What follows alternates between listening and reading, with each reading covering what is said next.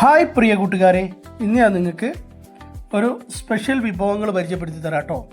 ഞാനൊന്ന് നിലമ്പൂർ പോയപ്പോൾ എടക്കര എന്ന് പറയുന്ന സ്ഥലത്ത് ഒരു റെസ്റ്റോറൻറ്റിൽ കയറി. അവിടുത്തെ സ്പെഷ്യൽ എന്താണെന്നറിയാമോ? ലോഡഡ് ഫ്രൈസ് എന്ന് പറയുന്ന സാധനമാണ് കേട്ടോ ഇത്. അതുകൂടാതെ തന്നെ അറബിക് സ്പെഷ്യൽ ഷവർമ, റൊമാലി റോള്, ഇങ്ങനെ 3 സ്പെഷ്യൽ വിഭവങ്ങളാണ് കേട്ടോ അവിടെ ഉള്ളത്.